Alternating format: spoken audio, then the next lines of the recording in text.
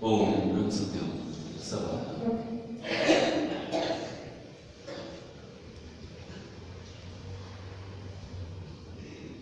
यहाँ पर जितने भी प्रेमी माताएं बहनें सब बैठी हैं,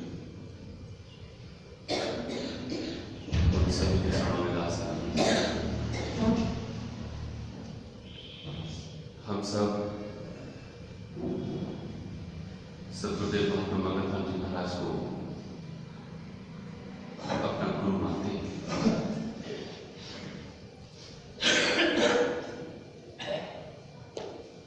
लेकिन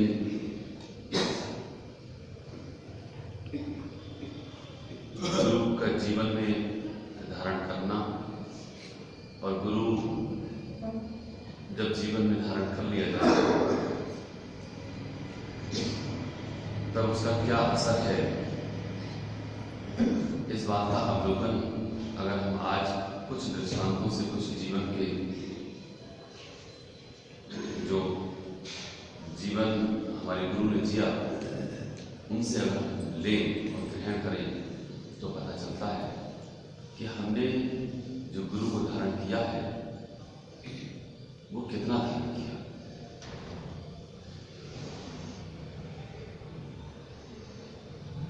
हमने गुरु को धारण किया, इसका सीधा सा मतलब है कि मेरे जीवन में कितना बदलाव आया, मैं कितना बदला। हर किसी का बचपन से कोई ना कोई गुरु होता ही है। जैसे सबसे पहले माता अर्थात गुरु माता होती है, पिता, भाई बहन, लेकिन एक सतगुरु है। जब मनुष्य को होश आता है अर्थात ईश्वर की प्राप्ति के लिए जब वो किसी गुरु को धारण करता है तो उसको सतगुरु कहते हैं। वो गुरु जिसने हमें ईश्वर तक पहुंचाने का पूरा रास्ता दिखाया और जो ईश्वरी रूप है वो सतगुरु। तो हम सब ने महात्मा मगन राम जी महाराज को अपना गुरु माना है, समझा है, मानते हैं, धारण भी किया है। तो इसका सीधा सा मतलब यह है कि मेरे जीवन में क्या बदलाव आया है, क्या परिवर्तन है। यदि मैंने इस बात पर गहरा विचार नहीं किया तो ये बात महज एक लेबल लगाने की होगी कि मैंने संगत समतावाद में मैं शामिल हूं, मैं उसका एक हिस्सा हूं। महात्मा मगन राम जी महाराज मेरे गुरु हैं। यदि मेरे जीवन में आज भी मैं चिंताओं में डूबा हूं, आज भी मैं भय से ग्रस्त हूं, आज भी मेरी ईर्ष्या की वही खड़ी है, आज भी अहंकार है, भोग वासनाओं में डूबा हुआ हूं, आज भी मेरे घर परिवार के झगड़े दिन प्रतिदिन हो भी रहे हैं, मैं उनसे अलग अर्थात विलग भी नहीं हुआ। ऐसे ही प्रेम है, मेरे ये सब के सब गुण जो परम गुण भी हैं गुरु के अंदर है विद्यमान। गुरु ने पूरा जीवन जिया और जीकर के हम सबको दिखाया। आज भी मैं यही चाहता हूं कि मेरा नाम हो जाए, दूसरे का नाम दबा करके मेरा नाम ऊपर हो जाए। और गुरु अपने जीवन से दिखा रहा है कि नियमान्या ब्रह्मा अर्थात वो निर्माण स्थिति में वो अपने नाम को तो नहीं चाहता है, वो मिटा हुआ है, और लेकिन हम बनने की कोशिश करते हैं। तो यदि हम एक पूर्ण गुरु के जीवन की गहराई से हमने यदि उसको अंतरंग अपने अंदर शामिल नहीं किया, अपने अंदर समाहित नहीं किया, आज भी मुझे हर दिन हर पल हर क्षण यदि गुरु याद नहीं आ रहा है और गुरु के मार्गदर्शन के अनुसार, उनके जीवन के अनुसार मैंने अपना जीवन बनाने की कोशिश नकल नहीं करनी, हम गुरु की नकल नहीं कर सकते। एक बुजुर्ग प्रेमी ने बड़ा अच्छा कहा, वो आज भी हैं, गुरु के शिष्य हैं। उनका कहना है कि गुरु के जीवन को देख करके मैं भी उनकी नकल करने लगा और एक दिन मैं भी गुरु की ही तरह जंगल में जाकर तपस्या करने के लिए भी हुआ। रात का अंधेरा, बियाबान जंगल, और जैसे ही साए साए की आवाज हुई और हमारी डर की वजह से वो घर पे वापस आ गए। तब वो कहते हैं कि ये गुरु के रूप में हमको गुरु दिखते तो हैं, ये सत्ता, ये शरीर है तो हमें दिखाई दे रहा, लेकिन सही मायने में इसके अंदर कोई और ही चसेस है, कुछ और भी। हम गुरु की नकल नहीं कर सकते। जिंदा जीवित में जिसको हम लोग कहते हैं वो मनुष्य है ही नहीं, तो फिजूल की बात है। तो हम गुरु की नकल नहीं कर सकते, लेकिन उनके द्वारा जो जीवन व्यतीत उन्होंने किया है अपनी देह के माध्यम से, हम उसे मार्गदर्शन प्राप्त कर सकते हैं। हर पल और हर क्षण को क्या कहना चाहते हैं। इसीलिए गुरु कहते हैं, पढ़ना अक्षर एक का और सकल है जा। पढ़ना अक्षर एक का और सकल है जाल, जा पढ़ने दुर्मत गई प्रगट है दया। तो हमने न जाने कितने ज्ञान को प्राप्त किया, लेकिन वो ज्ञान कैसे अज्ञान होगा ये केवल गुरु ने। और हम अपने आप के लिए बड़े भारी ज्ञानी समझते हैं। हमने अपना ज्ञान इतना उच्च कर लिया कि हम दूसरे को अज्ञानी ही समझते हैं, और वो कहते हैं कि जैसे ही हम दूसरे अपने आप को ज्ञानी समझते हैं, वैसे ही हमसे बड़ा अज्ञानी और मूर्ख और कोई गुरु जी। क्योंकि सही मायने में किसी जीव के ज्ञान को अज्ञान कैसे, वो जीव का ज्ञान अज्ञान कैसे है, केवल गुरु बता सकता है।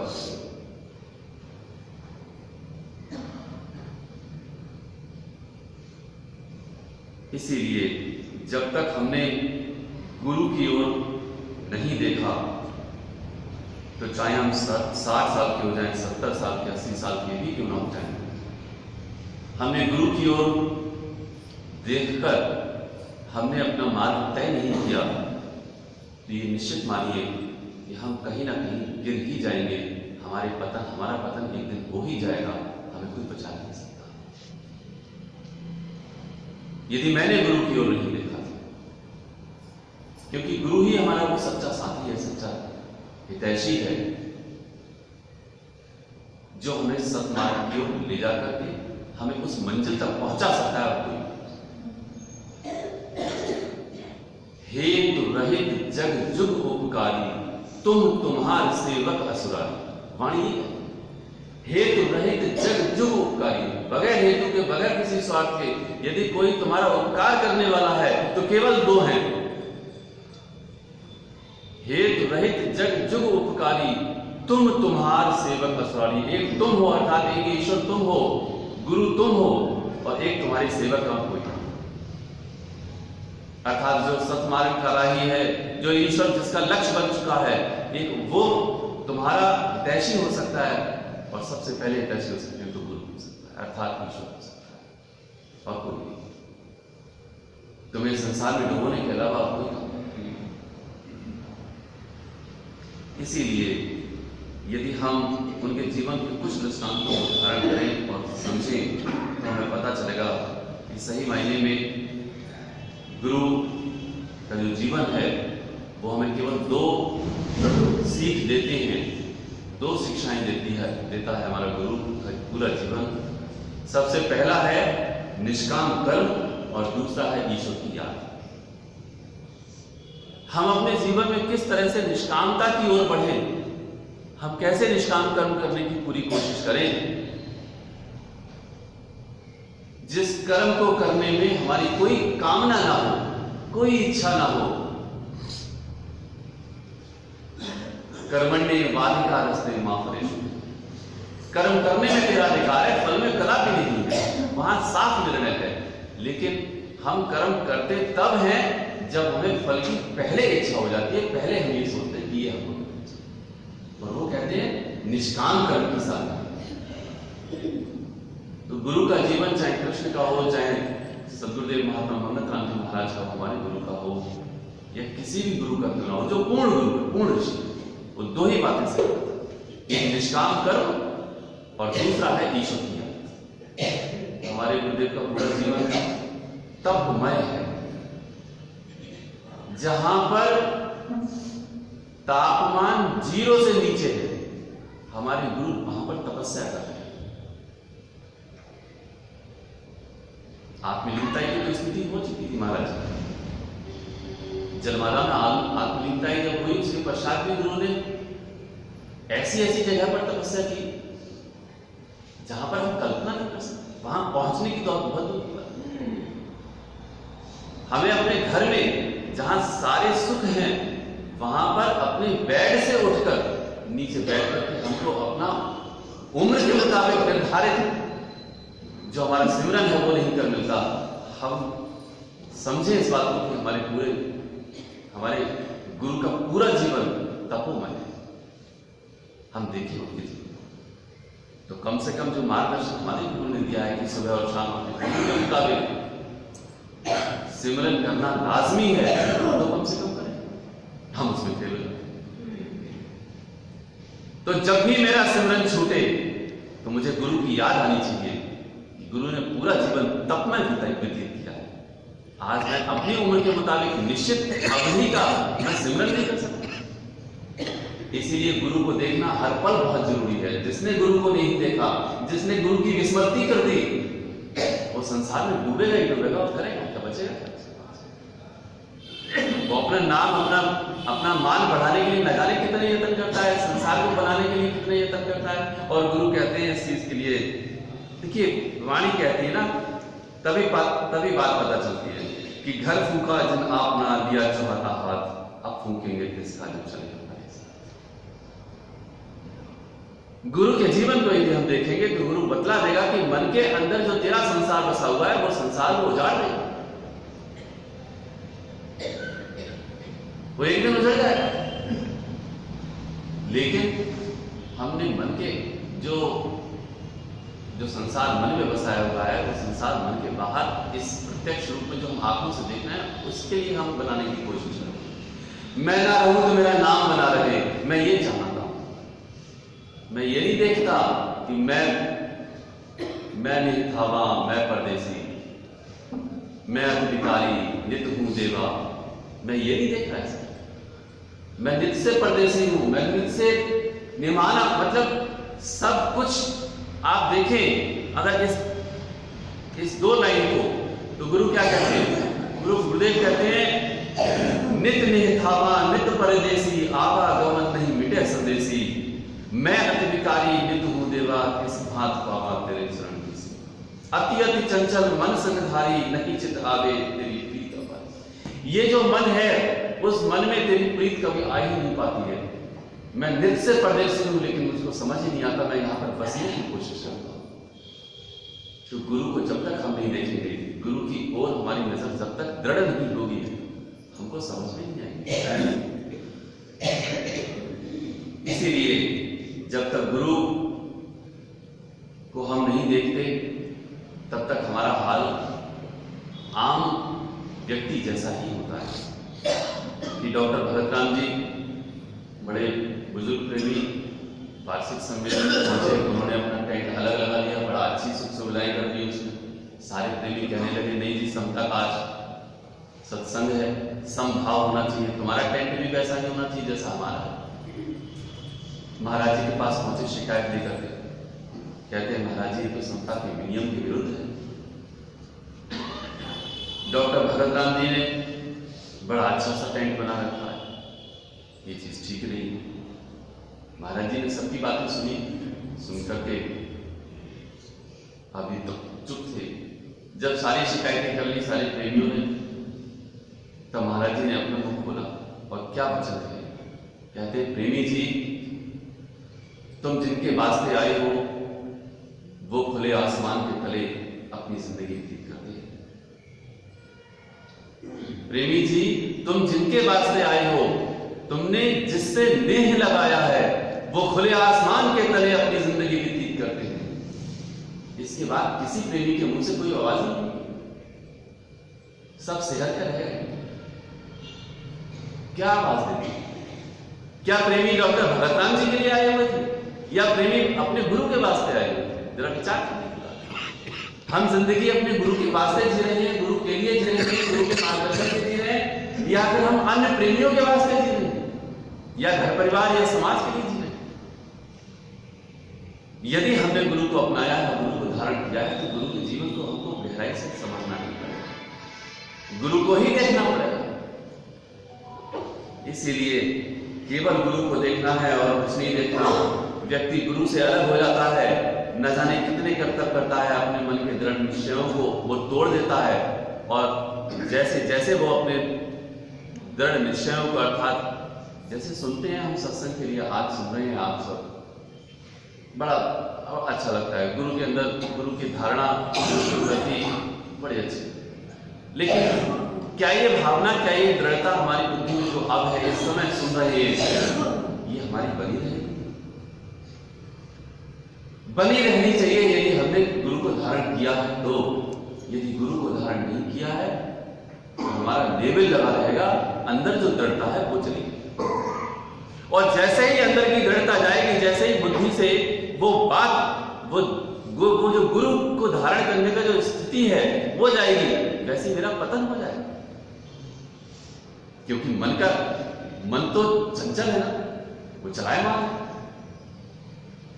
अति अति अति चंचल, वाणी ना, अति अति चंचल मन संग धारी। तो मन इतना चंचल है कि वो मन बुद्धि में अपनी स्थिति को बना ही लेता है कि नहीं वो तो सब ठीक है, ये तो आश्रम की बात है, समाज में भी कुछ ना कुछ स्टैंडर्ड मीट आउट करना पड़ता है। ये वर्ड शब्द मैंने कई प्रेमियों से सुना है। इस संसार में रहने के लिए स्टैंडर्ड मीट आउट करना पड़ता है। ठीक है, सादगी का नियम है, ठीक है, सेवा की है, ठीक है।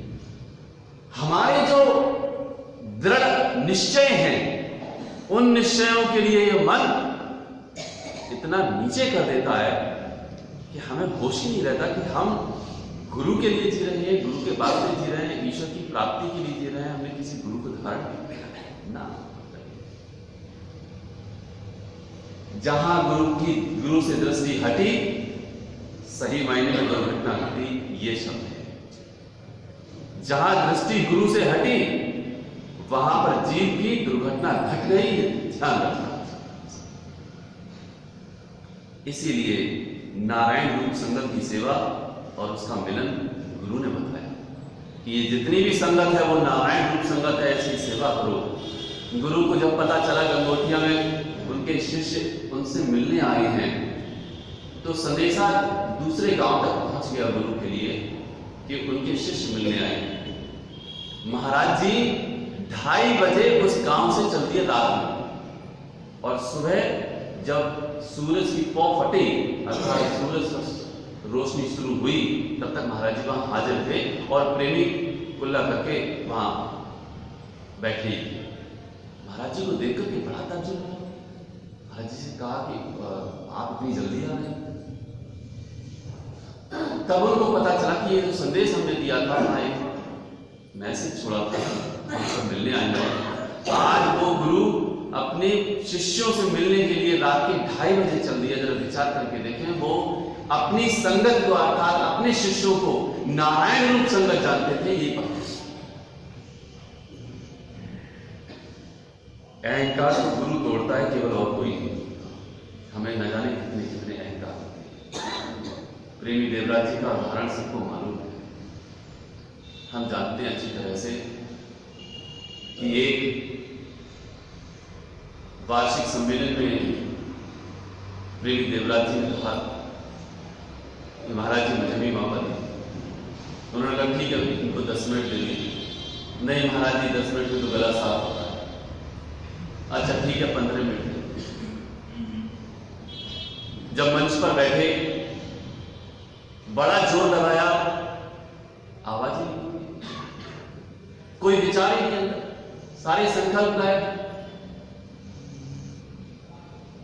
इतने विद्वान जिनकी प्रवचन को सुनकर के लोग बिल्कुल स्तब्ध हो जाते थे। ऐसे थे प्रेमी देवराज। और वो कहते हैं इस चीज को 10 मिनट में गला साफ होता है। फिर सारे मन से संकल्प है, पानी पिया, फिर जोर लगाया, कोई फर्क नहीं। और ये कहेगा कि हाथ जोड़ करके बैठ गए कि आज पता नहीं मेरे साथ क्या हो रहा है, मैं बोलने में असमर्थ हूं।